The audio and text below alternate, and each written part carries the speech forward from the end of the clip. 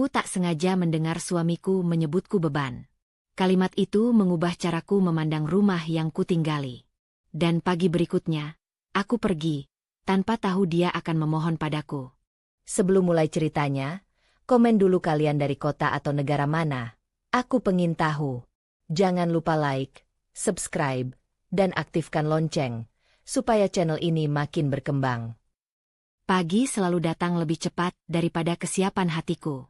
Aku bangun sebelum alarm, seperti biasa, karena suara langkah Galih di kamar mandi selalu jadi penanda. Air mengalir deras. Aku meraih celemek, menyalakan kompor, memanaskan air untuk kopi. Rutinitas ini rapi, terukur, dan seolah tak pernah salah. Dari luar, mungkin terlihat seperti rumah tangga yang tenang. Gula 2, katanya dari balik pintu kamar mandi. Iya, jawabku, tanpa menoleh. Aku menuang kopi ke cangkirnya, menambahkan gula, mengaduk pelan. Tanganku bergerak otomatis. Di meja makan, piring bersih sudah tersusun. Aku menata sendok, menyiapkan roti panggang. Jam di dinding berdetak, seirama dengan napasku yang berusaha tetap stabil. Galih keluar, mengenakan kemeja kerja. Rambutnya rapi. Ia duduk, mengambil cangkir, menyeruput. Tidak ada ucapan terima kasih. Aku terbiasa. Bajuku yang abu-abu belum disetrika, katanya. Semalam sudah. Jawabku. Ada di lemari. Ia berdiri, membuka lemari, menghela napas kecil. Yang ini kusut. Aku mendekat, merapikan kerahnya. Ia diam, membiarkanku bekerja. Sentuhan kami singkat, tanpa makna. Saat aku mundur, ia sudah kembali duduk. Uangnya ada? Tanyanya, menatap layar ponsel. Untuk makan siang? Tanyaku. Untuk parkir juga, katanya. Nada suaranya datar, seperti mencatat daftar belanja. Aku mengeluarkan dompet, menyerahkan beberapa lembar. Ia memasukkan ke saku tanpa melihatku.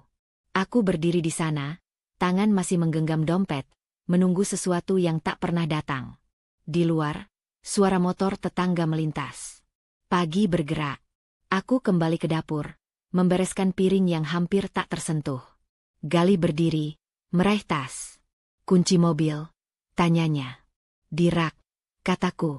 Ia mengambil, lalu berhenti sejenak di ambang pintu. Jangan lupa bayar listrik hari ini. Iya. Pintu tertutup. Sunyi mengisi ruang. Aku berdiri beberapa detik, mendengarkan gema langkahnya menghilang. Lalu aku menyapu meja, mengelap sisa kopi, mengatur ulang kursi. Semua kembali pada tempatnya. Siang hari aku membersihkan rumah. Kegiatan kecil yang tak pernah selesai. Debu selalu datang lagi. Aku menyeduh teh, duduk sebentar di sofa, menatap dinding. Foto pernikahan kami tergantung rapi. Senyumku di sana tampak yakin. Aku memalingkan wajah. Ponselku bergetar. Pesan dari Galih, uang bensin kurang. Transfer ya. Aku membuka aplikasi, mengirim. Tak ada balasan. Aku menutup ponsel, menaruhnya terbalik di meja. Sore menjelang. Aku menyiapkan makan malam. Aku memotong bawang, menumis bumbu. Bau masakan mengisi dapur. Jam menunjukkan hampir 7 saat kunci berputar di pintu. Aku pulang, katanya. Makan sebentar lagi, jawabku. Ia mencuci tangan, duduk. Aku menyajikan. Kami makan dalam diam. Sendok beradu dengan piring. Televisi menyala tanpa suara. Besok ada rapat, katanya. Aku mungkin pulang malam. Baik, kataku. Ia menatap piringnya. Jangan lupa, besok tagihan internet. Aku mengangguk. Setelah makan, aku membereskan. Galih berpindah ke sofa, menyalakan televisi. Aku mencuci piring, mengeringkan, menyusunnya. Air keran dingin di kulit. Aku menarik napas panjang. Saat aku selesai, Galih masih di sofa.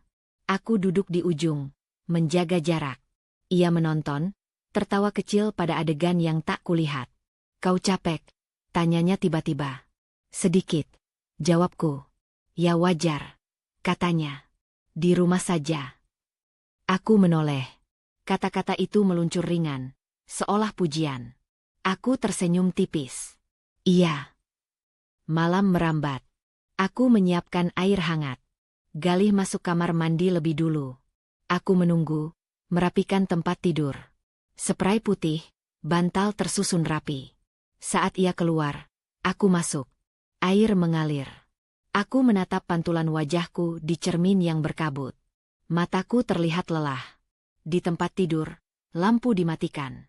Galih memunggungiku. Aku menatap langit-langit, mendengar napasnya. Aku memikirkan daftar besok, belanja, bayar tagihan, menyetrika. Daftar yang sama, berulang. Tidur, katanya pelan. Iya. Aku memejamkan mata, tapi pikiranku tetap berjalan. Aku mengingat percakapan kecil hari ini. Permintaan, pengingat, catatan. Tidak ada pertanyaan tentang hariku. Tidak ada jeda untukku bercerita. Aku bertanya pada diri sendiri kapan terakhir kali aku diminta pendapat, bukan diminta melakukan. Pagi berikutnya datang dengan pola yang sama. Kopi, gula 2. Kemeja. Uang kecil. Aku menjalankan semuanya tanpa keluhan. Namun ada jeda singkat ketika Galih berdiri di depan cermin, mengikat dasi. Kau bisa ambilkan dompetku, katanya. Aku mengambil, menyerahkan. Jari kami bersentuhan. Ia menarik tangannya cepat. Terima kasih, katanya singkat, tanpa menatapku. Aku tersenyum otomatis. Ia pergi. Aku berdiri di tengah rumah yang rapi. Semua berada di tempatnya. Tidak ada yang salah secara kasat mata. Namun ada ruang kosong yang sulit dijelaskan, seperti udara yang tak lagi menghangatkan kulit. Aku duduk di kursi makan, menatap cangkir kopi yang mendingin. Ada perasaan aneh yang tak mau pergi. Bukan marah, bukan sedih. Lebih seperti bisikan yang menyelinap di sela rutinitas, mengingatkanku bahwa sesuatu telah bergeser pelan-pelan. Aku tak tahu apa namanya, hanya tahu ia tinggal bersamaku, di rumah yang tampak utuh namun terasa berbeda. Perasaan ganjil itu masih menggantung ketika siang merayap pelan. Aku berdiri di dapur, menimbang apakah akan menyeduh teh atau membiarkannya lewat begitu saja. Pagi tadi berjalan seperti biasa, kopi dengan gula 2, kemeja yang perlu dirapikan, uang kecil yang berpindah tangan, dan aku berusaha meyakinkan diri bahwa rutinitas memang selalu terasa hambar jika dipikirkan terlalu lama. Aku membawa keranjang cucian ke arah kamar belakang. Pintu kamar kerja Galih setengah tertutup. Dari dalam terdengar suaranya, lebih rendah dari biasanya. Aku berhenti tanpa sengaja, bukan karena ingin mendengar, melainkan karena langkahku terhenti oleh kata-kata yang meluncur tajam. Aku capek, katanya. Nada itu tidak ia pakai saat berbicara denganku. Di rumah juga rasanya berat. Semua serba minta. Aku menarik napas, hendak melanjutkan langkah. Lalu kalimat itu datang, ringan seperti lelucon yang diucapkan tanpa beban. Dia itu, ya, cuma beban. Di rumah saja, tapi selalu kurang. Tanganku mencengkeram keranjang. Detak jantungku melonjak, lalu seperti tersedak. Aku berdiri kaku, menatap pintu kayu yang menjadi batas tipis antara kami. Aku ingin percaya aku salah dengar. Aku ingin membuka pintu dan bertanya, menertawakan kesalahpahaman. Tapi kakiku tak bergerak. Galih tertawa kecil. Iya. Kadang aku pikir hidupku bakal lebih ringan kalau sendiri. Kata-kata itu mengalir. Tenang. Tanpa ragu. Tidak ada nada marah. Tidak ada emosi meledak. Itulah yang membuatnya terasa paling menyakitkan. Seolah kalimat itu sudah lama ia simpan sebagai kebenaran. Aku melangkah mundur 1 langkah. Lalu 2. Keranjang cucian hampir terlepas dari tanganku. Aku berbalik, berjalan ke arah dapur, menaruhnya di lantai dengan hati-hati agar tidak menimbulkan suara. Napasku pendek. Aku menempelkan telapak tangan ke meja, merasakan dinginnya kayu. Aku tidak menangis. Air mata tidak datang. Ada sensasi kosong yang cepat, seperti ruangan yang tiba-tiba kehilangan udara. Aku menatap lantai, menghitung garis-garis kecil di keramik, berusaha menahan diri agar tidak kembali ke pintu itu. Di kepalaku, potongan-potongan kecil hari-hari kami melintas. Uang bensin, tagihan internet, listrik, permintaan yang selalu terdengar biasa. Aku mengingat caraku mengangguk, Caraku menjawab iya. Aku mengingat kata, wajar, yang ia ucapkan semalam, seolah hidupku memang hanya sebatas dinding rumah. Pintu kamar kerja terbuka. Aku mendengar langkah Galih mendekat. Aku menegakkan punggung, meraih gelas, menuang air. Tangan kiriku sedikit bergetar.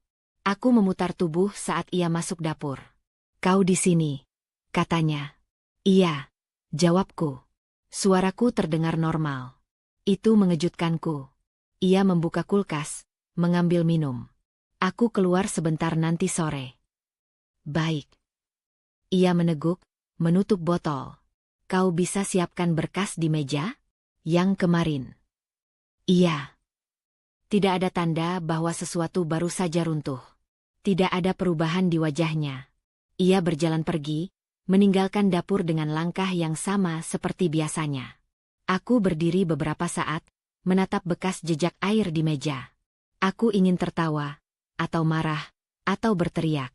Tapi yang datang hanya keheningan yang tebal. Aku menelan ludah, memaksa diriku bergerak.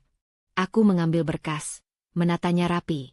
Tanganku bekerja, pikiranku tercekat. Sore itu, aku duduk di sofa dengan ponsel di tangan.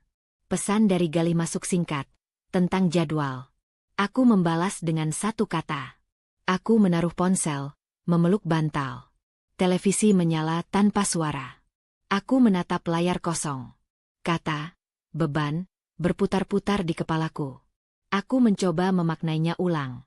Beban, sesuatu yang memberatkan, yang seharusnya ditinggalkan agar langkah lebih ringan. Aku menimbang hidupku sendiri, pekerjaanku di rumah yang tak pernah selesai, pengorbanan kecil yang tak pernah tercatat.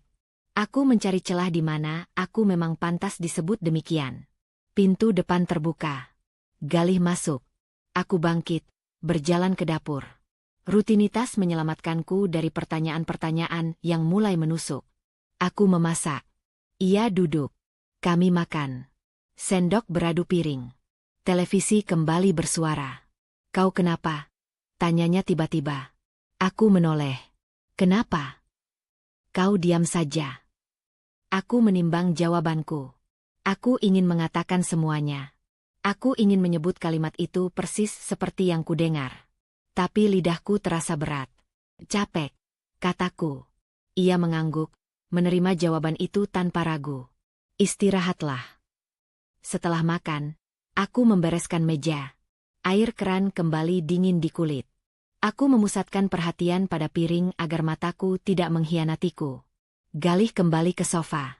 Aku mendengar tawa kecilnya lagi. Malam datang. Di kamar, ia memunggungiku.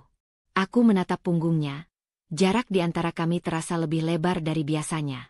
Aku ingin menyentuhnya, memastikan ia nyata. Aku menahan diri. Kata-kata itu kembali muncul. Jelas, tak terhapus. Beban. Aku menyimpannya rapat-rapat, seperti luka yang belum siap dibuka. Aku memejamkan mata, membiarkan keheningan menelan pikiranku. Di dalam dada, sesuatu retak pelan, tanpa suara, dan aku memilih diam, membawa pecahan itu sendirian. Aku bangun dengan perasaan berat yang tak bisa kuterjemahkan. Matahari sudah naik, cahayanya menyelinap lewat celah tirai, memantul di dinding kamar. Galih masih tidur, napasnya teratur. Aku bangkit pelan, menahan bunyi agar tak membangunkannya. Di kamar mandi, aku mencuci wajah lebih lama dari biasanya, berharap air dingin bisa menghapus sisa-sisa semalam. Di dapur, rutinitas kembali mengambil alih. Air dipanaskan, cangkir disiapkan, roti dipanggang. Tanganku bergerak hafal, seperti mengikuti garis yang sudah digambar sejak lama. Aku menunggu suara langkah Galih, tanda pagi benar-benar dimulai. Ketika ia keluar, semuanya berjalan seperti biasa. Permintaan kecil, nada datar, keperluan yang harus kupenuhi. Aku mengangguk, menjawab seperlunya. Kata-kata yang ingin keluar kutahan, menempel di langit-langit mulut. Setelah ia pergi, rumah terasa lebih lapang, tapi juga lebih sepi. Aku berdiri di tengah ruang tamu, menatap sofa, meja, rak buku. Semua rapi. Tidak ada yang salah. Aku memungut kain lap, mulai mengelap permukaan meja. Gerakan maju mundur itu menenangkan, setidaknya untuk beberapa menit. Aku menemukan amplop lama di laci. Kwitansi, catatan pembayaran, slip kecil yang sering kulewati. Aku duduk di lantai, menyusunnya kembali. Angka-angka berbaris rapi, menunjukkan tahun-tahun yang berlalu. Aku teringat saat pertama kali kami pindah ke rumah ini, ketika aku menghitung uang dengan cemas, memastikan cukup untuk cicilan. Aku ingat malam-malam ketika aku menunda membeli sesuatu untuk diriku sendiri agar tagihan aman. Ponselku bergetar. Pesan singkat dari Galih tentang jadwal pulang. Aku membalas dengan satu kata. Aku mematikan layar, menghela napas. Ada jeda panjang di dadaku, seperti napas yang tertahan terlalu lama. Siang hari aku keluar sebentar ke halaman. Aku menyiram tanaman yang mulai layu. Air mengalir, tanah menghitam. Aku menunduk, memperhatikan daun-daun yang perlahan tegak kembali. Aku bertanya-tanya kapan terakhir kali aku merawat diriku sendiri dengan perhatian yang sama. Aku kembali masuk, menyiapkan makan siang sederhana. Aku makan sendirian, duduk di kursi yang sama. Sendokku berhenti di udara beberapa kali. Pikiranku melayang ke potongan-potongan kecil hidupku yang sering tak dianggap. Waktu yang kuhabiskan menunggu. Keputusan yang kuambil tanpa diskusi panjang. Pilihan-pilihan kecil yang selalu berujung pada kata, iya. Sore itu, aku menyetrika. Uap panas naik, mengaburkan pandangan. Aku merapikan kerah, meluruskan lipatan. Setiap gerakan terasa seperti latihan kesabaran. Aku mengingat percakapan-percakapan lama, ketika aku pernah mencoba menyampaikan lelahku, dan jawabannya selalu sama, nanti saja, atau sebentar lagi. Aku berhenti sejenak, meletakkan setrika. Tanganku gemetar ringan. Aku duduk di tepi tempat tidur, memandang spray yang rapi. Aku teringat diriku beberapa tahun lalu, lebih ringan, lebih berani. Aku bertanya dalam hati kapan aku mulai mengecilkan diri agar semua tetap berjalan. Tidak ada jawaban yang jelas, hanya rasa bersalah yang muncul tanpa alasan. Galih pulang menjelang malam. Aku menyambutnya seperti biasa. Senyum tipis, sapaan singkat. Ia duduk, menyalakan televisi. Aku memasak. Suara penggorengan menutupi detak jantungku yang cepat. Saat makan, ia bercerita singkat tentang pekerjaannya. Aku mendengarkan, mengangguk di tempat yang tepat. Tidak ada pertanyaan balik. Kau baik-baik saja? Tanyanya, sambil mengambil minum. Iya, jawabku cepat. Ia mengangguk, kembali ke layar. Aku menyadari betapa mudahnya jawaban itu diterima. Aku bangkit, membereskan meja. Di dapur, aku menatap bayanganku di kaca lemari. Wajahku terlihat tenang. Aku hampir tertawa melihat betapa meyakinkannya topeng itu. Malam merayap. Di kamar, lampu redup. Galih sibuk dengan ponselnya. Aku berbaring, memandang langit-langit. Aku mendengar suara jarinya mengetik. Aku memikirkan semua hal yang tak terucap. Aku memikirkan batas-batas yang kabur, tentang bagaimana aku selalu menemukan alasan untuk bertahan. Aku menutup mata, mengatur napas. Ada dorongan kecil di dadaku, bukan kemarahan, lebih seperti pertanyaan yang baru tumbuh. Aku belum tahu apa jawabannya. Aku hanya tahu aku lelah membawa beban yang tak pernah kuakui. Di kegelapan, aku membiarkan pikiranku menyusun ulang hidupku, pelan-pelan, tanpa rencana jelas. Ada bayangan tentang perubahan, samar, seperti garis tipis di cakrawala. Aku belum berani menatapnya langsung. Aku hanya membiarkannya ada, menghangatkan sesuatu di dalam diriku yang selama ini dingin, menunggu saatnya sendiri. Dorongan samar itu masih mengendap ketika pagi datang. Aku bergerak dengan hati-hati, seolah suara langkahku bisa mengganggu sesuatu yang rapuh di dalam dada. Galih sudah duduk di meja makan, ponsel di tangan, alisnya sedikit berkerut. Aku menyiapkan kopi, menaruhnya di depan dia.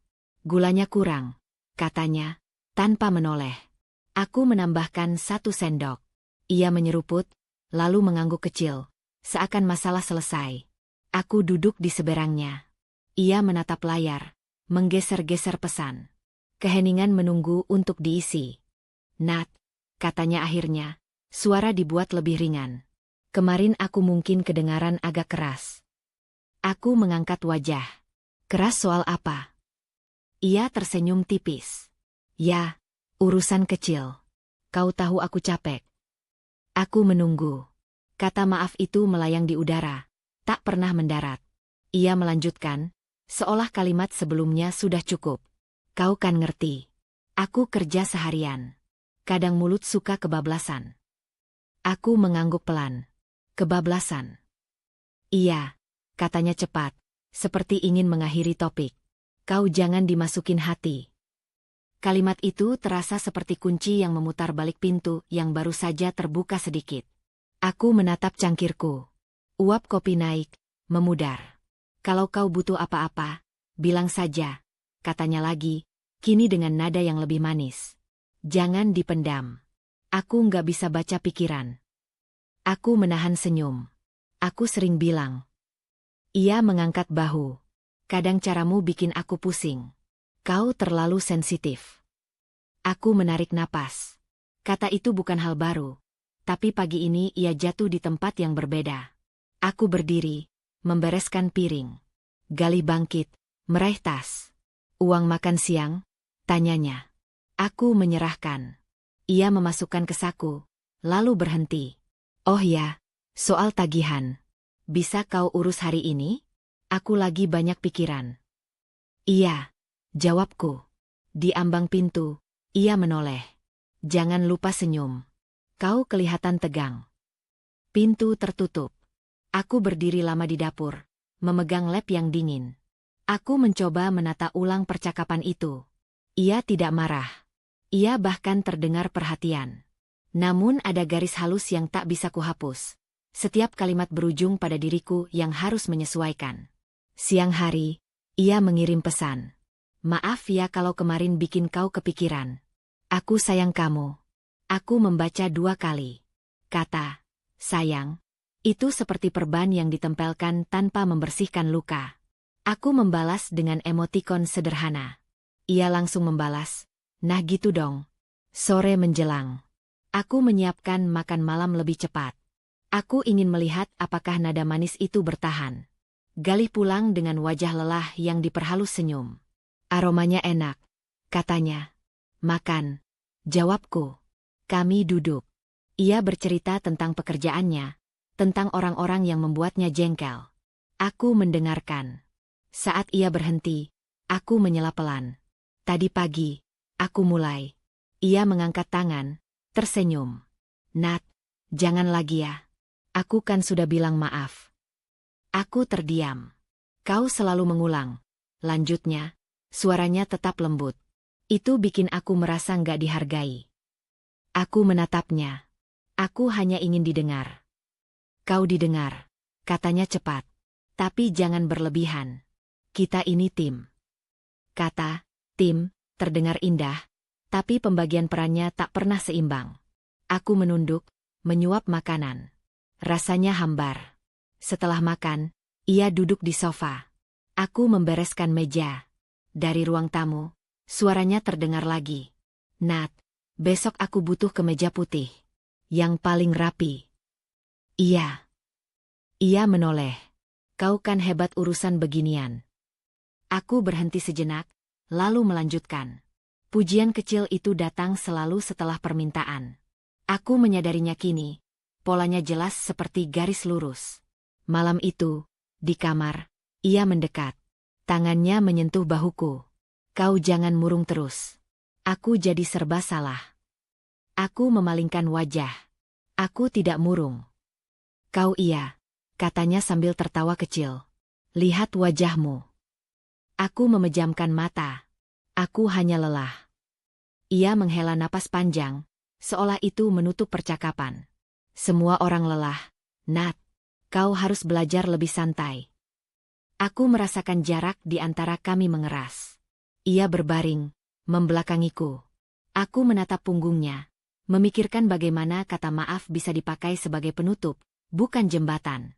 Pagi berikutnya, ia bangun lebih awal. Aku ada rapat penting, katanya. Doakan ya. Iya. Ia merapikan dasi di depan cermin. Kalau aku sukses, kan juga buat kita. Aku menatap pantulan kami berdua. Aku berdiri sedikit di belakang, wajahku samar. Ia tersenyum pada dirinya sendiri. Saat ia pergi, aku duduk di tepi tempat tidur. Aku memutar ulang percakapan demi percakapan, bukan untuk mencari kesalahan, melainkan untuk mengenali bentuknya. Bukan bentakan, bukan kekerasan. Hanya penyesuaian yang selalu diminta dariku, diselipkan di antara kata manis dan senyum tipis. Kesadaran itu datang perlahan, namun tegas. Kata maafnya bukan untuk memperbaiki, melainkan untuk menjaga agar semuanya tetap seperti semula. Dan aku, selama ini, telah ikut menjaga pola itu tetap hidup. Kesadaran itu belum selesai berputar ketika aku membereskan kamar. Spray kulipat rapi, bantal kususun kembali. Galih sudah berangkat, meninggalkan aroma parfumnya yang samar. Aku membuka lemari kecil di sudut, tempat map-map lama kusimpan. Tanganku berhenti pada satu map coklat yang jarang kusentuh.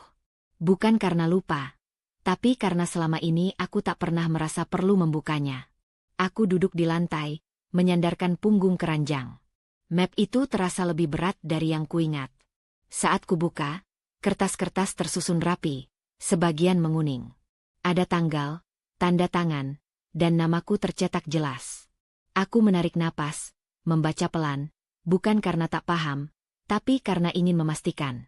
Namaku. Bukan kami. Bukan gabungan. Namaku sendiri. Aku menutup map itu, menaruhnya di pangkuan. Di kepalaku, potongan waktu berbaris. Tahun-tahun awal, ketika aku bekerja lebih lama, menunda banyak hal. Ketika aku menabung dengan disiplin yang hampir menyakitkan. Ketika aku memutuskan membeli rumah ini karena aku ingin tempat yang aman. Untuk kami, pikirku saat itu. Aku ingat percakapan singkat di kantor notaris. Bagaimana aku mengangguk dan menandatangani tanpa drama. Semua terasa biasa. Terlalu biasa sampai maknanya tenggelam. Aku bangkit, berjalan ke ruang tamu. Dinding yang sama, jendela yang sama. Aku menyentuh kusen, merasakan serat kayunya.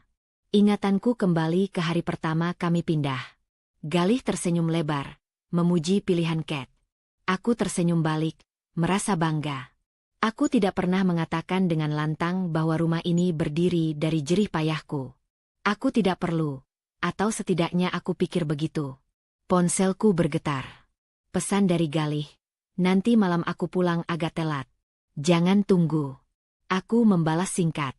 Lalu aku kembali duduk, membuka map itu lagi. Ada kwitansi pembayaran, catatan cicilan yang sudah lunas. Aku mengikuti baris demi baris dengan jariku. Tidak ada kejutan di sana, hanya pengakuan yang terlambat. Aku yang menandatangani. Aku yang membayar. Aku yang bertanggung jawab. Aku teringat bagaimana selama ini aku menyerahkan keputusan-keputusan kecil padanya, seolah otoritas selalu miliknya. Aku mengingat nada suaranya saat menyebut rumah ini, rumah kita, dan bagaimana aku mengiyakan tanpa memikirkan pergeseran makna. Kata-kata bisa menyamarkan kepemilikan, membuat batas kabur. Sore menjelang. Aku menyiapkan makan malam, tapi kali ini gerakanku tidak otomatis. Setiap langkah terasa disertai pikiran. Aku menaruh piring di meja, lalu berhenti. Aku menatap kursi-kursi itu, membayangkan percakapan yang belum pernah terjadi. Galih pulang larut. Aku sudah duduk di sofa, lampu ruang tamu menyala. Ia terkejut melihatku belum tidur. Kau belum makan? Tanyanya. Sudah, jawabku. Ia membuka sepatu, duduk. Kenapa belum tidur? Aku ingin bicara. Ia menghela napas kecil, lalu tersenyum tipis. Bisa besok? Aku capek. Sebentar saja. Ia mengangguk, setengah pasrah. Aku berdiri, mengambil map coklat dari lemari, lalu duduk kembali. Aku meletakkannya di meja, tidak membukanya. Ada apa? Tanyanya, alisnya sedikit terangkat. Rumah ini, kataku pelan. Ia tertawa kecil. Kenapa rumah ini? Aku baru saja membuka berkas lama. Ia menyandarkan punggung. Ya, rumah kita. Kenapa? Aku menatapnya. Namaku tercantum sendiri. Ia diam sejenak, lalu tertawa lagi. Ya iyalah. Waktu itu urusannya lebih gampang kalau satu nama. Nada suaranya ringan, seolah itu penjelasan final. Aku merasakan sesuatu mengencang di dadaku. Dan cicilannya, lanjutku, sudah lunas. Syukurlah, katanya cepat. Berkat kerja keras kita. Aku menggeleng pelan. Aku. Ia menatapku, senyumnya memudar. Apa maksudmu? Aku yang membayar, kataku. Dari awal. Ia tertawa pendek, kali ini tanpa humor. Nat, ngapain dihitung-hitung begitu? Kita kan satu. Aku menghela napas. Aku tidak sedang menghitung. Aku sedang mengingat. Ia mencondongkan tubuh. Kau kenapa sih akhir-akhir ini? Hal kecil dibesar-besarkan. Aku menatap map itu. Buatmu kecil. Buatku, ini pengingat. Pengingat apa? Nada suaranya mulai tajam. Bahuku mengendur. Bahwa aku punya pijakan. Ia terdiam. Beberapa detik berlalu. Kau mau bilang apa sebenarnya? Aku menatapnya lurus. Aku ingin diakui. Ia menggeleng, tertawa sinis. Diakui sebagai apa? Pemilik rumah. Aku tidak menjawab. Keheningan memanjang. Aku bisa merasakan ketidaknyamanannya. Cara ia menggeser duduk, menghindari tatapanku. Dengar, katanya akhirnya. Suaranya kembali dibuat lembut. Aku nggak pernah bilang itu bukan jasamu. Tapi kau jangan pakai ini buat menekan. Aku berdiri, membawa map itu ke dadaku. Aku tidak menekan. Aku mengingatkan diriku sendiri. Ia berdiri juga. Kau berubah. Mungkin, kataku. Ia menghela napas. Aku ke kamar. Aku duduk kembali. Jantungku berdegup cepat. Aku membuka map itu sekali lagi. Menatap namaku. Huruf-huruf itu tidak berubah. Tidak menuntut. Mereka hanya ada. Kokoh. Malam itu, aku berbaring dengan mata terbuka. Di kepalaku, rumah ini tidak lagi sekadar latar. Ia menjadi penanda bahwa aku bukan sekadar pengisi ruang, bukan perpanjangan dari keputusan orang lain. Aku belum menyusun rencana. Aku belum menyebutkan apapun. Tapi ada sesuatu yang mulai mengeras di dalam diriku, seperti garis yang akhirnya ditarik dengan jelas. Tekad itu tidak datang sebagai ledakan. Ia hadir tenang, seperti air yang menemukan jalannya sendiri. Aku bangun pagi dengan perasaan yang berbeda, bukan ringan, tapi jernih. Galih masih tidur. Aku bergerak perlahan, menutup pintu kamar tanpa suara. Di dapur, aku menyeduh kopi untuk diriku sendiri. Tanpa gula. Aku duduk di meja makan, menatap permukaannya yang bersih. Pikiranku tidak berputar ke belakang. Ia berjalan lurus ke depan, menyusun langkah-langkah kecil yang terasa nyata. Aku mengambil map coklat itu dari laci, membukanya lagi. Aku memeriksa satu persatu, bukan untuk meyakinkan diri, melainkan untuk mengunci keputusan agar tak goyah. Pagi berjalan seperti biasa ketika Galih bangun. Ia duduk, membuka ponsel, mengomentari cuaca. Aku menjawab seperlunya. Tidak ada percakapan panjang. Aku memperhatikan diriku sendiri, betapa mudahnya aku menjaga wajah tetap datar. Aku merasa seperti mengemasi sesuatu yang tak terlihat. Setelah ia pergi, aku mulai dari hal paling sederhana. Aku memotret sudut-sudut rumah dengan ponsel, ruang tamu, dapur, kamar. Aku melakukannya cepat, tanpa ragu. Aku tidak menata ulang apapun. Aku ingin apa adanya. Aku menyimpan foto-foto itu di satu folder, memberi nama yang netral. Tanganku stabil. Aku membuka catatan keuangan di ponsel. Angka-angka tidak mengejutkanku. Aku membuat daftar singkat. Apa yang harus dipindahkan, apa yang bisa ditinggal. Aku berhenti lama pada baris, barang pribadi. Aku bangkit, berjalan ke kamar, membuka lemari. Aku memilih pakaian dengan tenang, melipat rapi, menaruh di satu koper kecil yang kusimpan di bawah ranjang. Tidak banyak. Aku terkejut betapa sedikit yang benar-benar ingin kubawa. Siang hari aku membersihkan laci meja kerja. Ada kertas-kertas lama. Catatan yang tak lagi relevan. Aku merobeknya perlahan, membuang ke tempat sampah. Suara kertas robek terasa menenangkan. Aku menyimpan dokumen penting di satu map tipis. Aku menyelipkannya ke dalam tas yang akan kubawa. Aku menutup resleting, memastikan bunyinya terdengar jelas. Ponselku bergetar. Pesan singkat dari Galih tentang jam pulang. Aku membaca, lalu menaruh ponsel terbalik. Aku tidak merasa perlu membalas cepat. Waktu terasa milikku. Sore menjelang. Aku memasak seperti biasa, tapi kali ini aku mencicipi masakan dengan saksama.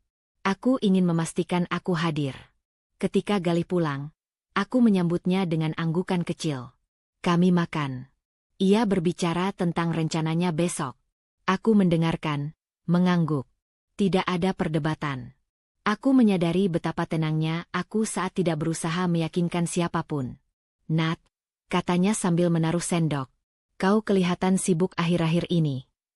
Ada beberapa hal yang kuurus, jawabku. Urusan apa?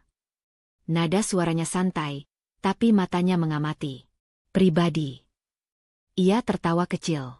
Kita ini suami istri. Aku menatap piringku. Justru itu. Ia terdiam sejenak, lalu mengangkat bahu. Ya sudah. Jangan lupa besok tagihan. Iya. Malam datang. Aku masuk kamar lebih dulu. Aku membuka koper kecil itu, memeriksa isinya. Aku menambahkan satu buku catatan, pulpen. Aku menutupnya kembali. Aku menaruh koper di dekat pintu, sebagian tertutup tirai. Aku tidak menyembunyikannya, hanya menempatkannya di sana. Di tempat tidur, Galih memunggungiku. Aku menatap bayangan punggungnya, tidak lagi mencari tanda. Aku memikirkan rute keluar rumah, jam-jam sepi, hal-hal praktis. Aku memikirkan diriku sendiri di tempat baru, bukan sebagai pelarian, melainkan sebagai awal yang rapi. Pagi berikutnya, aku bangun lebih awal. Aku menyeduh kopi, merapikan meja. Galih bersiap. Aku menyerahkan kunci mobil yang terletak di rak. Ia mengambilnya, tersenyum tipis. Kau kenapa hari ini? Tanyanya. Tidak apa-apa, jawabku. Hanya fokus. Ia mengangguk, lalu pergi. Pintu tertutup. Aku berdiri, mendengarkan keheningan. Aku mengambil napas panjang, lalu bergerak. Aku mengumpulkan barang-barang terakhir yang kupilih. Aku memeriksa map tipis itu sekali lagi. Aku memastikan ponselku terisi penuh. Aku mematikan lampu di ruangan yang tidak kupakai. Aku berjalan menyusuri rumah, menyentuh kusen, dinding, meja, bukan untuk berpamitan, tetapi untuk memastikan aku tidak meninggalkan bagian diriku di sana. Aku duduk sebentar di sofa. Aku tidak menyalakan televisi. Aku membiarkan pikiranku tenang. Tidak ada keraguan yang menjerit. Yang ada hanya garis lurus yang menuntunku ke satu arah. Aku berdiri, mengangkat koper kecil itu. Beratnya pas. Aku melangkah ke pintu, meraih gagang. Di detik itu, aku tidak menoleh ke belakang. Keputusan itu tidak lagi lunak. Ia sudah selesai dibentuk. Pagi itu tidak membawa tanda khusus. Langit cerah, udara bersih, dan suara burung terdengar seperti biasa. Aku berdiri di depan pintu dengan koper kecil di tangan, merasakan dinginnya gagang logam sebelum membukanya. Tidak ada pesan yang kutinggalkan. Tidak ada catatan di meja. Aku menutup pintu perlahan, memastikan kunci berputar tanpa bunyi berlebihan. Aku menuruni tangga, melangkah ke halaman. Tanaman yang kusiram kemarin tampak segar. Aku berhenti sebentar, mematikan keran yang sempat menetes. Gerakan kecil itu membuatku tersenyum tipis. Aku masih diriku, perempuan yang memastikan hal-hal selesai dengan rapi. Aku masuk ke mobil, menaruh koper di kursi belakang. Mesin menyala. Aku menatap rumah itu lewat kaca spion. Tidak ada ledakan emosi. Hanya rasa berat yang tertata, seperti beban yang kini punya bentuk.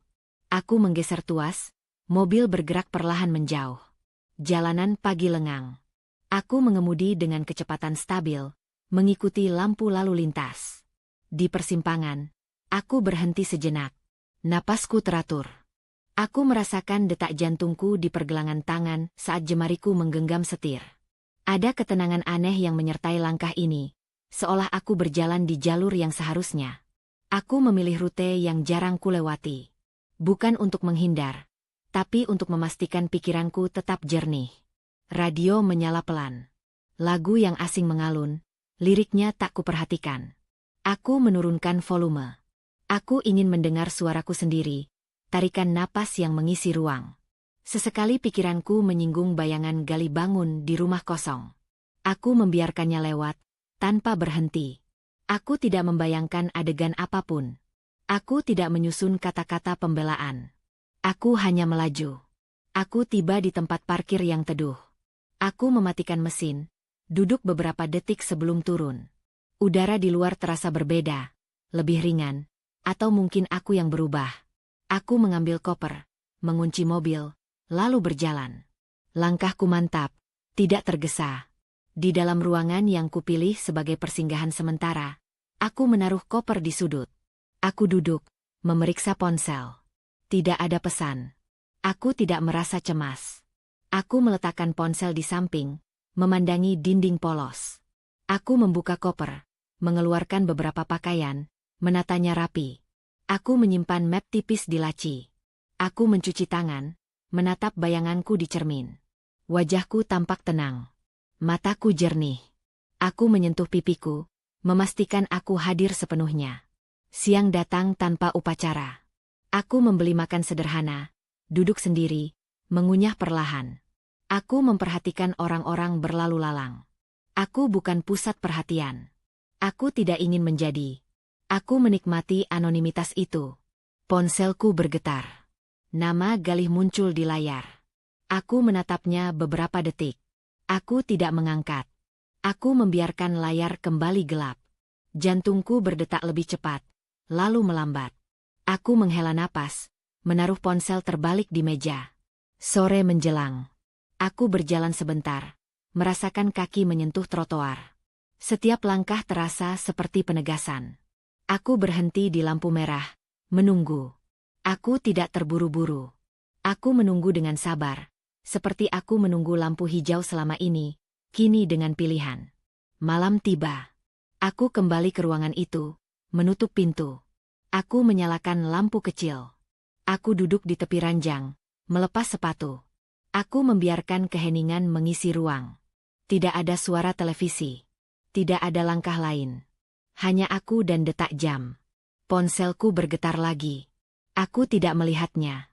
Aku menaruhnya di laci, menutup perlahan. Aku berbaring, menatap langit-langit. Aku mendengar napasku sendiri, panjang dan dalam. Di keheningan itu, aku tidak merasa kosong. Aku merasa selesai untuk hari ini. Dunia di luar tetap bergerak, tapi di dalam ruang kecil ini, ada jeda yang baru. Keheningan itu tidak menakutkan. Ia menjadi teman, mengelilingiku dengan tenang, menandai jarak yang kini tercipta dan akan kupelihara. Keheningan hari sebelumnya masih menempel ketika pagi datang.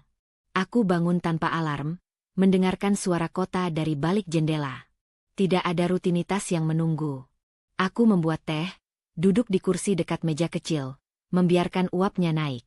Aku membuka ponsel, bukan dengan tergesa, hanya untuk memastikan dunia tetap berjalan. Ada beberapa panggilan tak terjawab. Dari Galih. Waktu panggilannya berjarak, tidak beruntun. Aku menatap daftar itu tanpa emosi berlebih. Aku menggeser layar, membaca pesan-pesan singkat yang masuk setelahnya. Nada awalnya masih seperti biasa. Ringkas, praktis. Pulang jam berapa? Rumah kosong? Kau kemana? Aku menaruh ponsel, meneguk teh. Aku tidak merasa perlu menjawab. Aku berjalan ke kamar mandi, membasuh wajah. Saat kembali, layar ponsel menyala lagi. Satu pesan baru. Ini bukan lucu. Aku menghela napas. Kata-kata itu mengingatkanku pada banyak percakapan sebelumnya. Ketika sesuatu tidak berjalan sesuai keinginannya, ia menamai ketidaknyamanan sebagai hal sepele yang seharusnya cepat selesai. Aku tetap diam. Menjelang siang, panggilan datang lagi. Aku membiarkannya berdering sampai berhenti. Lalu pesan baru masuk. Nadanya berubah sedikit. Kunci cadangan di mana? Aku membaca, lalu menutup layar. Pertanyaan itu bukan tentang aku, melainkan tentang akses.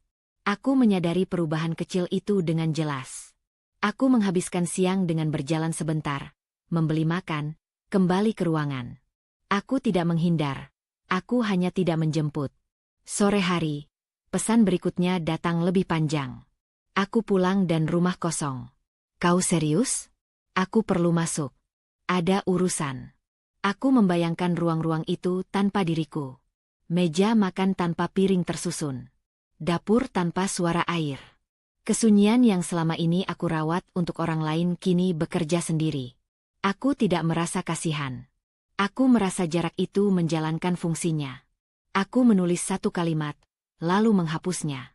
Aku menaruh ponsel di meja, memutar badan, menatap dinding. Aku mengingat bagaimana selama ini keheningan di rumah selalu berarti aku yang bekerja lebih keras untuk mengisinya. Kini keheningan itu berdiri tanpa aku, dan dampaknya langsung terasa. Malam datang. Panggilan berulang, jaraknya makin rapat. Aku mengangkat satu kali, menurunkan volume, tidak berbicara. Aku mendengar napasnya di seberang, langkah-langkah cepat, suara pintu. Aku menutup sambungan. Tidak ada kata yang perlu ditukar. Pesan berikutnya lebih pendek. Jawa. Aku menggeleng pelan. Aku mematikan data sebentar, memberi diriku waktu. Saat menyalakannya kembali, notifikasi masuk bertubi. Bukan dari orang lain, hanya Galih, berulang. Aku memilah dengan tenang. Ada perubahan jelas dari nada perintah ke nada kebingungan. Kau di mana? Aku nggak bisa masuk. Ini keterlaluan. Aku menyadari satu hal. Ia tidak menanyakan keadaanku. Ia menanyakan hambatan. Aku menaruh ponsel, menyiapkan diri untuk tidur. Aku membiarkan malam bekerja. Pagi berikutnya, aku membuka ponsel dengan pikiran jernih. Ada pesan suara yang belum kudengar. Aku menekannya, mendengarkan sekilas. Nada suaranya cepat, tidak stabil. Kalimatnya terputus-putus, menyebut pekerjaan, jadwal, repot. Aku menghentikan sebelum selesai. Aku tidak membutuhkan detail untuk memahami perubahan dinamika itu. Aku menulis balasan singkat, netral. Aku baik-baik saja. Tidak ada penjelasan lokasi. Tidak ada janji. Aku mengirim, lalu menaruh ponsel. Balasan datang cepat. Balik dulu. Kita bicara. Aku tidak menjawab. Aku keluar sebentar, menghirup udara. Aku menyadari bagaimana pikiranku kini tidak lagi berputar mengantisipasi reaksinya. Aku memikirkan diriku, ritme baruku. Siang menjelang, pesan-pesan itu berubah lagi. Lebih panjang, lebih mendesak. Aku butuh masuk rumah. Ada dokumen. Ini penting. Aku menimbang kalimat-kalimat itu. Penting bagi siapa? Aku duduk, menulis balasan kedua. Urus yang perlu diurus. Aku mengirim, lalu menutup ponsel. Balasan datang beberapa menit kemudian. Nadanya naik. Maksudmu apa? Jangan bikin susah. Aku tersenyum tipis. Aku tidak merasa sedang membuat apapun. Aku hanya berhenti mempermudah. Sore hari, aku menerima panggilan lagi. Aku mengangkat, tidak berbicara. Suaranya terdengar lebih tinggi dari biasanya. Nat, dengar. Ini nggak lucu. Aku kemana sekarang? Kunci. Aku memutus sambungan. Aku meletakkan ponsel di laci, menutupnya. Aku menyandarkan punggung, menarik napas panjang. Kesunyian di ruangan ini berbeda dari kesunyian di rumah itu. Yang ini memberiku ruang. Malam turun. Aku membuka ponsel lagi. Ada pesan baru, singkat, tanpa tanda baca. Aku perlu bantuan. Aku membaca berulang. Kata itu jarang ia pakai. Aku tidak menjawab. Beberapa menit kemudian, pesan lain masuk. Aku kejar waktu. Tolong. Aku memperhatikan jam. Aku membayangkan ia mondar-mandir, menghitung hal-hal yang dulu tidak pernah ia hitung sendiri. Aku tidak menambah beban dengan jawaban. Aku menutup ponsel. Ketika aku menyalakannya lagi sebelum tidur, ada panggilan yang tak terjawab lebih dari sebelumnya. Pesan terakhir muncul, kali ini tanpa kemasan. Aku panik. Aku meletakkan ponsel di samping ranjang. Aku mematikan lampu. Di kegelapan, aku menyadari pergeseran itu sepenuhnya. Kesunyian yang dulu kuisi kini mengisi dirinya dengan kegelisahan. Dan untuk pertama kalinya, kepanikan itu bukan milikku. Pagi itu ponselku bergetar sebelum aku benar-benar membuka mata. Getarannya pendek, berhenti, lalu muncul lagi. Aku menunggu beberapa detik, membiarkannya berlalu. Saat kuangkat ponsel, layar menunjukkan satu panggilan tak terjawab. Dari Galih. Aku tidak terkejut. Aku meletakkan ponsel kembali di meja, menarik selimut, dan mengatur napas.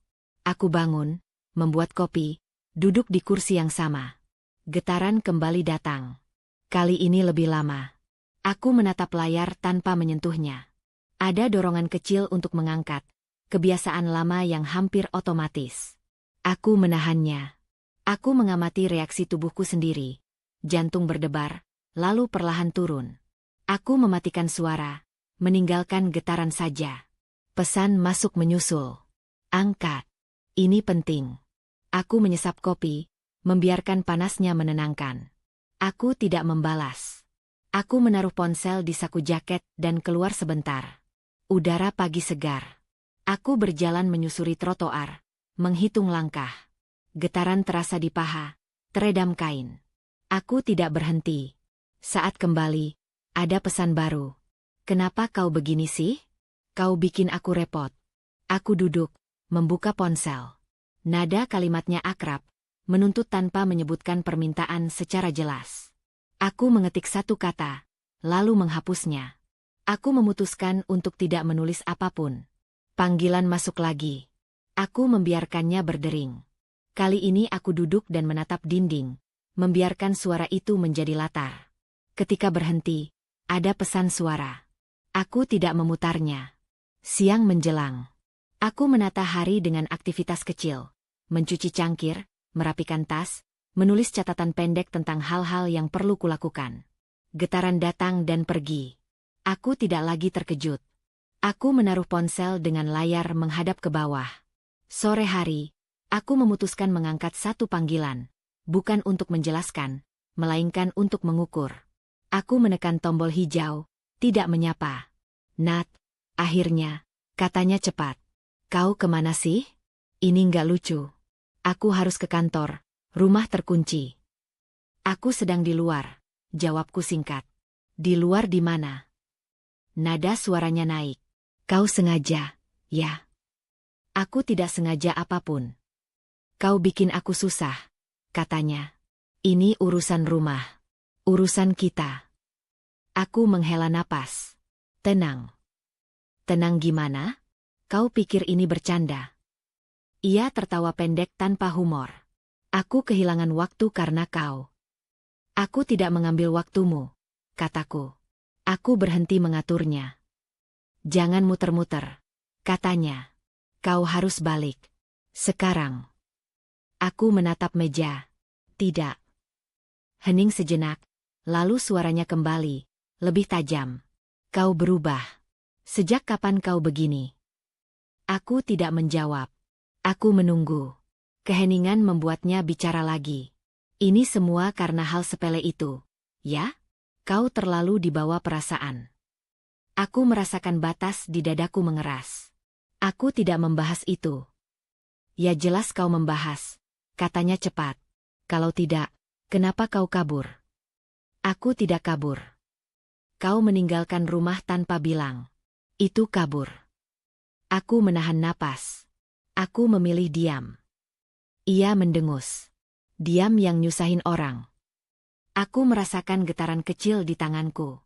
Aku memindahkan ponsel ke tangan lain. Aku tidak akan berdebat. Kau selalu begini, katanya. Kalau ada masalah, kau tutup diri. Terus aku yang disalahkan. Aku menatap jendela. Aku tidak menyalahkan siapapun. Jelas kau menyalahkanku, katanya. Kalau tidak, kau sudah pulang. Aku menutup mata sejenak. Aku belum siap. Kau harus siap, katanya cepat. Ini bukan waktunya drama. Aku membuka mata. Aku tidak sedang drama. Ia tertawa kecil. Apa lagi namanya? Aku menekan ujung meja dengan jari. Galih, aku tidak akan kembali hanya karena kau menuntut. Nada suaranya berubah, lebih dingin. Jadi kau mau apa? Menghukum aku? Aku menelan ludah. Aku mau ruang. Ruang buat apa? Biar kau makin merasa benar. katanya. Kau tahu, sikapmu ini kekanak-kanakan.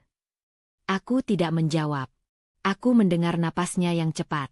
Kalau kau tidak pulang hari ini, katanya, jangan salahkan aku kalau aku ambil keputusan sendiri. Aku merasakan dada mengencang. Keputusan apa? Ia terdiam, lalu berkata, pokoknya. Aku menarik napas dalam. Aku tidak akan diancam. Ini bukan ancaman, katanya. Ini konsekuensi. Aku tersenyum tipis, meski ia tak bisa melihat. Baik. Baik apa? Suaranya meninggi. Baik, aku mengerti. Jadi pulang. Tidak. Hening memanjang. Aku mendengar suara kendaraan di latar. Ia mengumpat pelan. Kau egois, katanya. Aku menutup mata. Aku selesai bicara. Aku memutus sambungan. Tanganku sedikit bergetar, tapi tidak runtuh. Aku menaruh ponsel di meja, menarik napas panjang. Konflik itu tidak meledak. Ia menekan dari dalam, padat dan berat. Aku tahu satu hal. Setelah ini, nada suaranya tidak akan turun.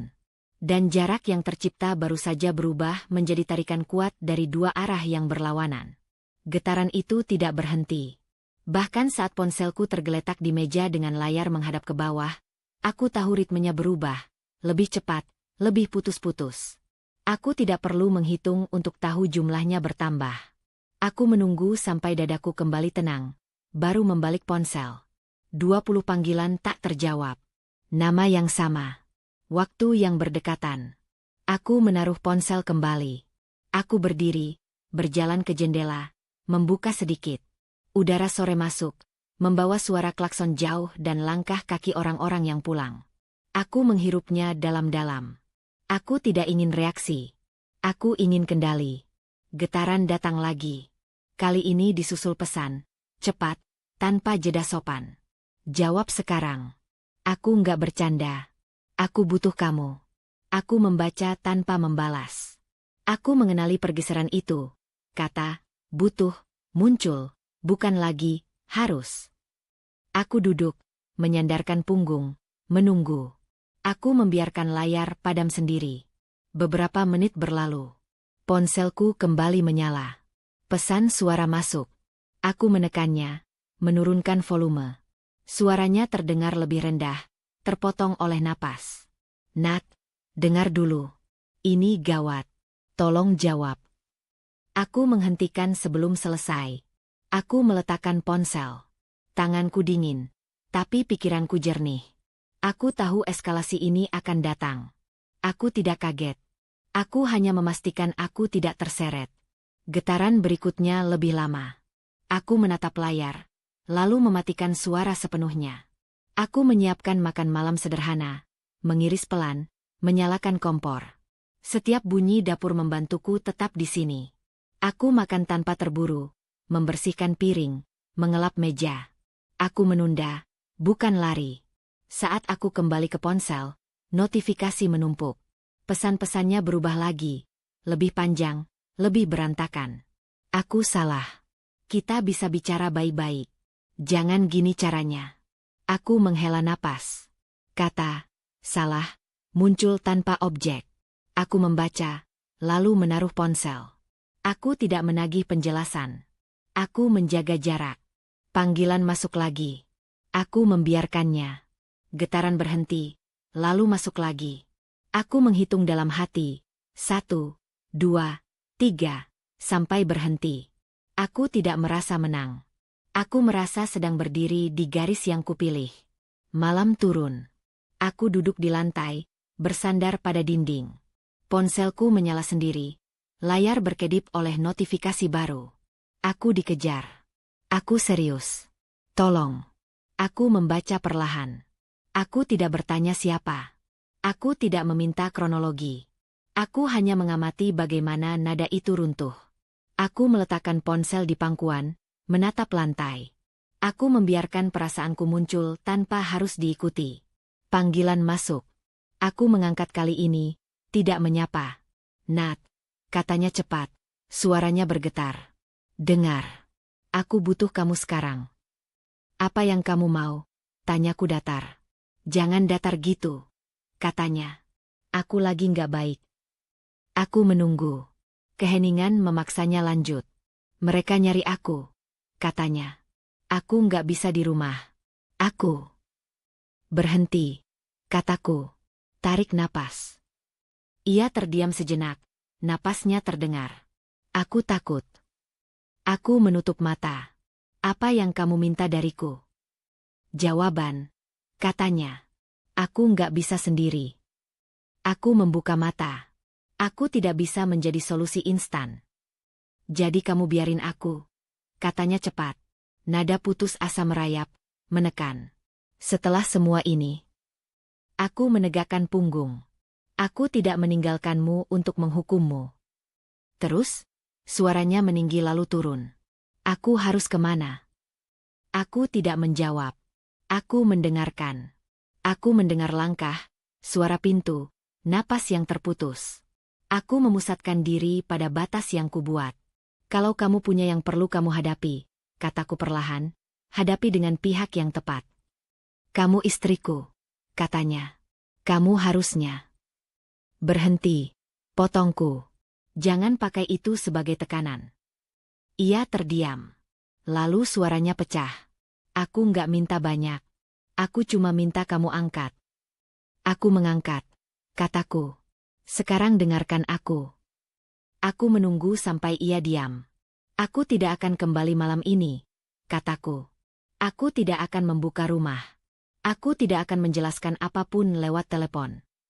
Jadi apa? Katanya lirih. Aku minta kamu menenangkan diri, kataku. Cari jalanmu. Ia tertawa kecil. Kosong. Kamu dingin. Aku tegas. Jawabku. Panggilan terputus. Aku menatap layar yang kembali gelap. Dadaku terasa berat, tapi tidak runtuh. Aku tahu eskalasi belum selesai.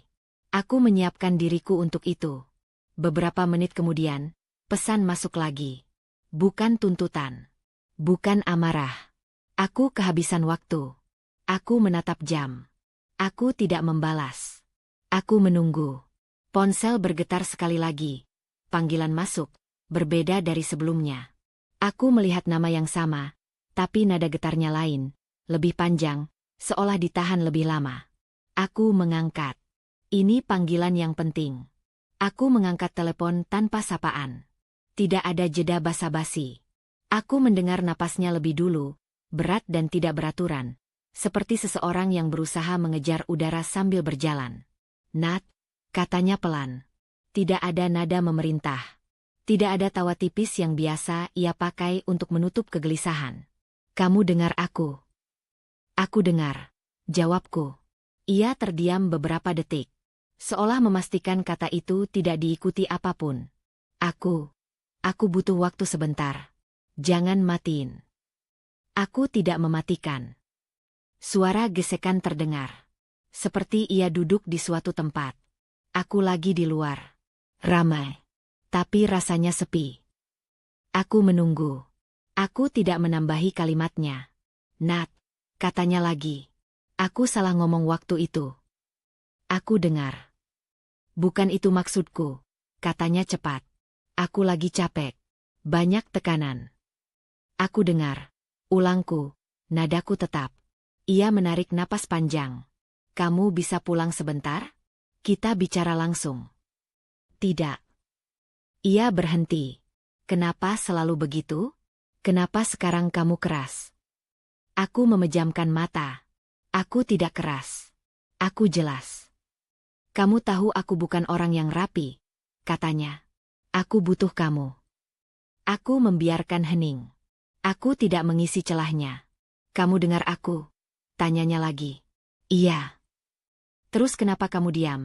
Suaranya mulai naik, lalu turun. Aku ngomong begini bukan buat nyalahin kamu. Aku tahu. Kalau tahu, kenapa kamu nggak bantu? Katanya. Ini urusan kita. Aku membuka mata. Ini urusanmu. Ia tertawa kecil. Pahit. Kamu berubah, Nat. Aku berhenti menyesuaikan diri. Itu sama saja, katanya cepat. Kamu ninggalin aku. Aku berdiri di tempatku. Kamu selalu pintar main kata, katanya. Dulu kamu nggak begini. Dulu aku menahan, kataku. Sekarang tidak. Ia terdiam. Lalu suaranya melemah. Aku nggak minta kamu menyelesaikan semuanya. Aku cuma minta ditemani. Aku tidak bisa menemani dengan cara lama. Cara lama apa? Katanya. Aku cuma minta kamu ada. Ada tanpa didengar bukan ada. Jawabku. Ia menghela napas panjang. Kamu dengerin aku sekarang. Aku mendengar. Kataku. Tapi aku tidak lagi sama. Hening memanjang. Aku bisa mendengar suara lalu lintas di seberang. Seseorang berbicara jauh. Ia menelan ludah. Kamu mau aku ngapain? Tanyanya. Tenangkan dirimu. Jawabku.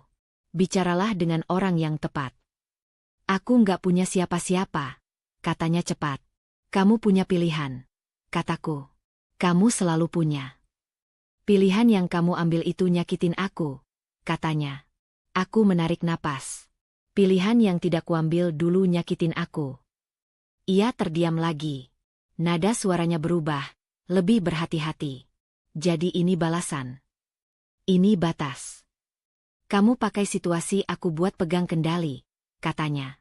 Aku tersenyum tipis. Aku pegang diriku. Kamu kejam, katanya lirih. Aku jujur. Ia mengusap wajah, suaranya terdengar teredam. Kalau aku janji berubah. Aku tidak minta janji. Terus apa yang kamu mau? Suaranya gemetar. Aku mau waktu, kataku. Dan jarak. Berapa lama? Tanyanya cepat. Aku tidak tahu. Itu sama saja kamu ninggalin aku di tengah masalah, katanya. Aku tidak meninggalkan, kataku pelan. Aku tidak lagi menyelamatkan. Ia tertawa kecil lagi, tanpa humor. Kamu sekarang ngomongnya kayak orang asing. Karena aku berhenti menjadi perpanjangan dari kebutuhanmu. Nat, katanya, nadanya menurun. Aku takut. Aku menutup mata sebentar. Takutmu bukan tanggung jawabku. Ia terdiam lama. Aku menghitung napas sendiri. Aku tidak terburu-buru. Aku pikir kamu bakal beda, katanya akhirnya.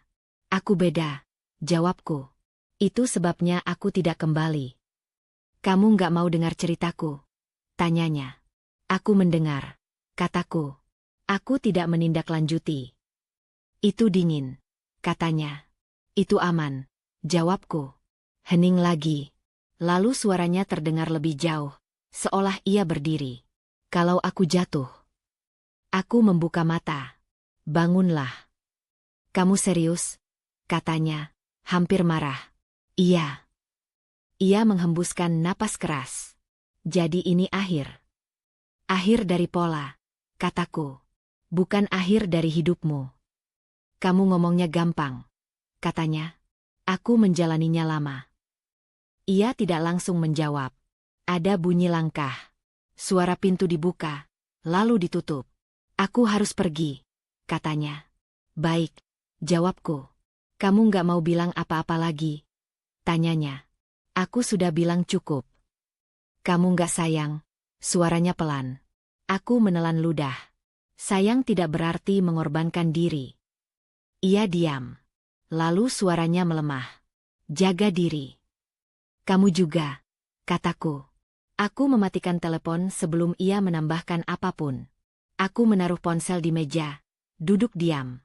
Ada jarak yang terasa jelas, bukan karena putus, tapi karena aku berdiri di tempat yang tidak lagi bisa ia jangkau dengan tuntutan. Dan jarak itu, untuk pertama kalinya, tidak membuatku merasa bersalah. Telepon itu sudah lama mati, tapi kata-katanya masih menggantung. Aku tidak bergerak beberapa menit, membiarkan dadaku turun naik sampai kembali normal. Lalu aku berdiri, berjalan ke jendela, menatap lampu-lampu kota. Aku tidak ingin mengurai emosi.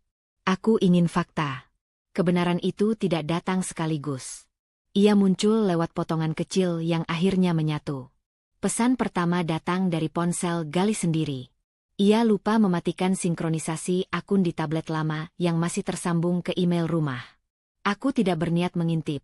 Tapi notifikasi muncul begitu saja. Judulnya pendek, bernada mendesak. Aku membukanya. Bukan angka yang membuatku terdiam, melainkan tanggal. Semua ini bukan baru. Aku menggeser layar, membaca pesan lain yang serupa, dengan nada yang makin keras dari waktu ke waktu. Tidak ada rincian bertele-tele, hanya permintaan, tenggat, dan tekanan. Aku duduk. Aku menyusun kronologi di kepalaku. Tenang. Aku mengingat percakapan-percakapan kecil yang dulu terasa janggal. Pulang terlambat tanpa alasan jelas. Ponsel yang selalu dibawa ke kamar mandi. Nada cepat ketika aku bertanya soal uang bulanan yang tiba-tiba seret. Aku tidak merasa bodoh. Aku merasa disingkirkan. Pagi berikutnya, aku menerima pesan dari Galih. Kali ini bukan panggilan. Tulisan panjang, rapi, seperti disiapkan. Aku mau jujur.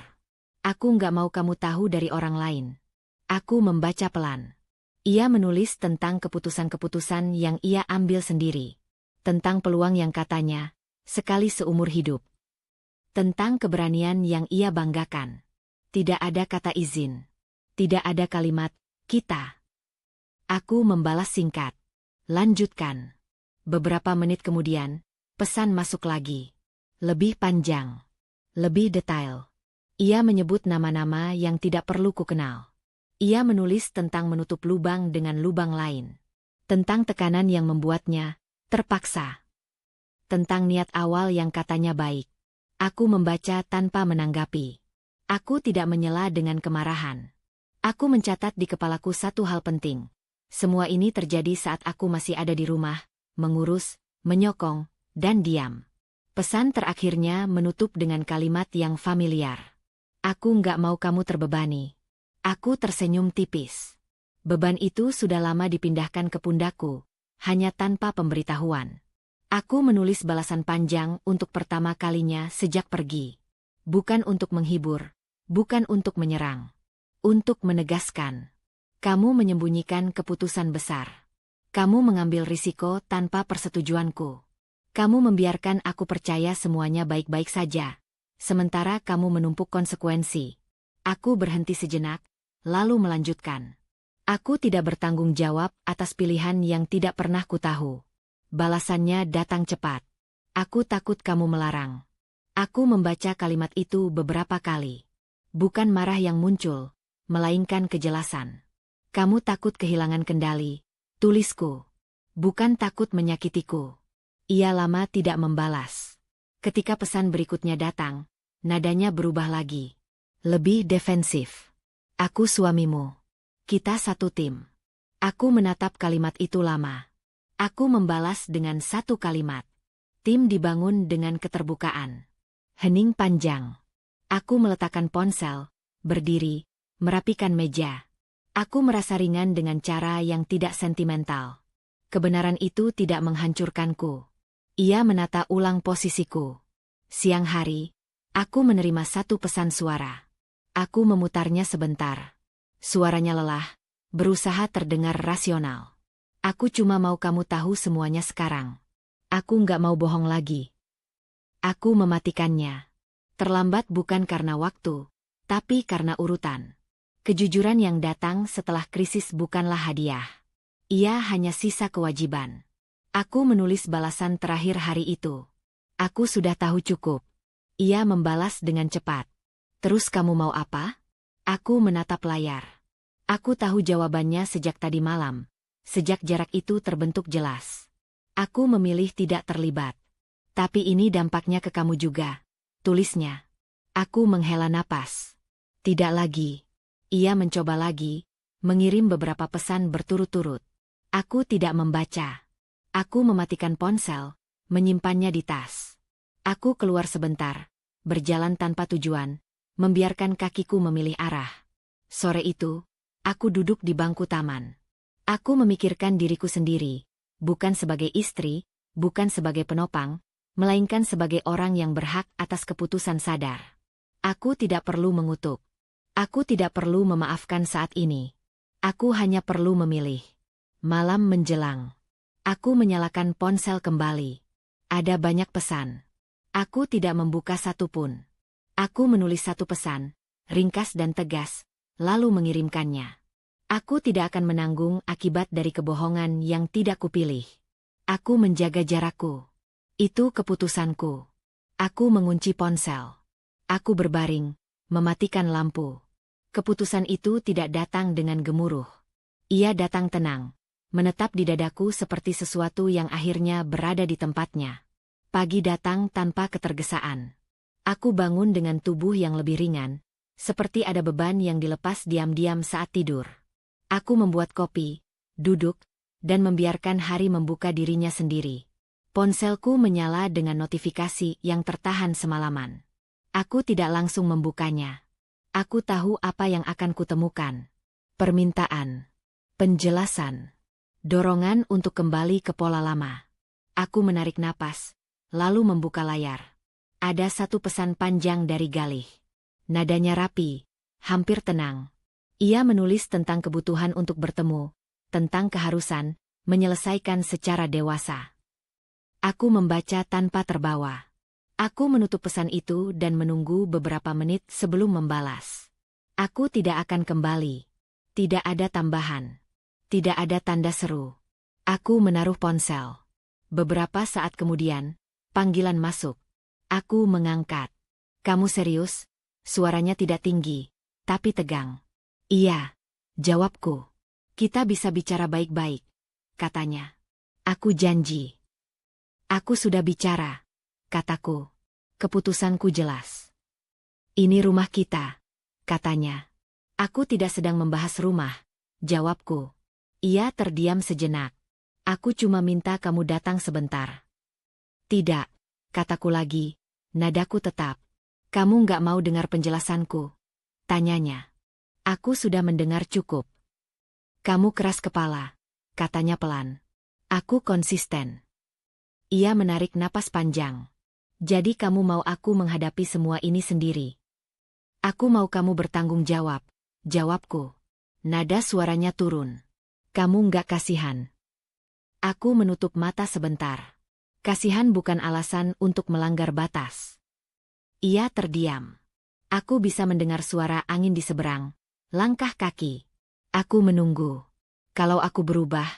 Tanyanya. Aku tidak sedang menilai perubahan, kataku. Aku menjaga diriku. Berapa lama? Katanya. Aku tidak menentukan waktu. Jadi ini hukuman? Tanyanya. Ini perlindungan. Ia tertawa kecil, lelah. Kamu ngomongnya tenang banget. Karena aku tenang. Kamu nggak marah sama sekali? Tanyanya. Aku tidak perlu marah untuk tegas. Ia diam lagi. Aku membiarkan hening bekerja. Aku tidak menambal dengan kata-kata. Aku kehabisan pilihan, katanya akhirnya. Kamu masih punya, jawabku. Yang tidak melibatkan aku. Ia menghela napas. Aku nggak nyangka kamu sejauh ini. Aku juga. Ia terdiam lebih lama. Lalu suaranya terdengar lebih pelan. Jadi aku harus terima kamu pergi. Aku tidak minta kamu menerima, kataku. Aku memberitahu. Kalau aku datang, tanyanya. Aku tidak akan membuka pintu, jawabku. Nada suaranya berhenti di tengah jalan. Kamu sudah berubah. Aku bertumbuh, kataku. Ia tidak langsung menjawab. Aku mendengar suara kendaraan lewat, lalu senyap. Aku capek, katanya. Aku tahu, jawabku. Aku juga. Ia menghembuskan napas. Kamu nggak takut kehilangan aku? Aku menatap dinding. Aku takut kehilangan diriku. Hening kembali. Aku tidak merasa perlu menambahkan apapun. Aku sudah berdiri di tempat yang tepat. Baik, katanya akhirnya. Aku mengerti. Aku tidak tahu apakah ia benar-benar mengerti. Aku tidak perlu memastikannya. Aku akan menghormati keputusanmu, katanya. Terima kasih, jawabku. Telepon terputus. Aku menaruh ponsel di meja. Dadaku terasa lapang, bukan kosong. Aku berdiri, membuka jendela. Udara pagi masuk, membawa cahaya. Aku menyadari sesuatu yang sederhana dan penting. Menolak tidak selalu berarti melawan. Kadang ia hanya berarti berhenti melangkah ke arah yang salah. Aku menghabiskan pagi itu dengan melakukan hal-hal kecil, membereskan, menulis, berjalan, tanpa bayang-bayang tuntutan. Siang hari, aku tersenyum tanpa alasan khusus. Batas itu berdiri tegak, dan aku berada di sisi yang benar. Ada kelegaan yang tidak berisik, menetap di dalam dada, mengingatkanku bahwa aku aman di pilihanku sendiri. Hari-hari setelah penolakanku berjalan dengan ritme yang berbeda. Tidak ada lagi panggilan bertubi-tubi setiap jam. Ada jeda-jeda panjang yang terasa jujur. Aku tidak menafsirkannya sebagai kedamaian. Aku membacanya sebagai fase berikutnya. Konsekuensi tidak selalu datang dengan suara keras. Kadang ia hadir sebagai keheningan yang memaksa seseorang bergerak sendiri. Aku mengetahuinya bukan dari cerita panjang, melainkan dari potongan-potongan kecil yang tidak bisa ia sembunyikan. Pesan singkat yang datang larut malam, nadanya praktis, tanpa permohonan. Aku harus pindah sementara. Aku tidak membalas. Aku menaruh ponsel, menutupnya, dan melanjutkan pekerjaanku. Beberapa hari kemudian, notifikasi email muncul, alamat pengiriman berubah. Aku membaca sekilas, lalu menutup. Perubahan itu bukan kabar, melainkan tanda. Aku tidak bertanya kemana. Aku tidak perlu tahu detail untuk memahami arah. Suatu sore, ia mengirim pesan suara singkat. Aku memutarnya pelan. Suaranya terdengar datar, lelah. Ia menyebut jadwal yang berantakan, tempat yang tidak tetap, urusan yang harus diselesaikan sendiri. Tidak ada namaku di sana. Tidak ada permintaan. Hanya laporan tak langsung tentang hari-hari yang tidak lagi ditopang. Aku mematikan pesan itu sebelum selesai. Bukan karena tidak peduli, tetapi karena aku tidak ingin kembali ke peran lama sebagai penadah semua beban. Aku tahu batas itu masih diuji. Aku memilih untuk tidak bergeser. Informasi lain datang dari hal-hal yang tak terelakkan. Akun layanan yang dulu ia kelola sendiri tiba-tiba berhenti. Pembaruan alamat kerja muncul singkat, lalu hilang. Ada pola yang jelas, ia menata ulang hidupnya di luar lingkaranku. Bukan karena aku mendorong, melainkan karena tidak ada lagi tempat untuk menyandarkan keputusan yang diambil sepihak. Aku menerima satu panggilan dari nomor tak dikenal. Aku tidak mengangkat. Pesan susulan masuk, pendek, formal. Ini Galih. Aku ganti nomor. Aku membaca tanpa menjawab. Aku tidak memblokir. Aku membiarkan pilihan itu tetap miliknya. Malam-malamku tenang dengan cara yang berbeda. Tenang karena aku tidak lagi berjaga. Tidak lagi menunggu ledakan kecil yang harus kupadamkan. Aku tidur lebih nyenyak. Aku bangun dengan pikiran yang rapi. Aku menyadari bahwa selama ini, kewaspadaan konstan telah menjadi kebiasaan. Sekarang kebiasaan itu terlepas. Suatu hari, pesan datang lebih panjang dari biasanya. Tidak memohon, tidak menuntut. Ia menulis tentang hari yang melelahkan, tentang keputusan yang harus diambil tanpa tempat bertanya. Ia menutup dengan kalimat yang jujur dan tidak mengikat. Aku belajar menanggungnya sendiri. Aku membaca sekali, lalu menutup. Aku tidak membalas. Belajar tidak membutuhkan saksi. Ia membutuhkan waktu dan ruang. Aku telah memberikan ruang itu, dan aku menjaga waktuku sendiri. Aku tidak memantau. Aku tidak mengumpulkan bukti. Informasi yang kuterima adalah yang melintas tanpa kujemput. Itu cukup. Aku tidak tertarik pada rincian kesulitan. Aku tertarik pada konsistensi batasku. Ada hari ketika rasa iba mencoba muncul, halus, seperti kabut pagi. Aku mengenalinya. Aku membiarkannya lewat tanpa mengubah arah. Iba bukan mandat. Ia tidak memberiku kewajiban untuk kembali menanggung. Aku melihat diriku sendiri dari jarak yang sehat. Aku bekerja, bertemu orang, mengurus hal-hal kecil yang dulu terasa berat karena selalu terinterupsi. Sekarang, tidak ada interupsi. Ada fokus. Ada pilihan sadar. Beberapa minggu kemudian, pesan datang lagi. Kali ini singkat.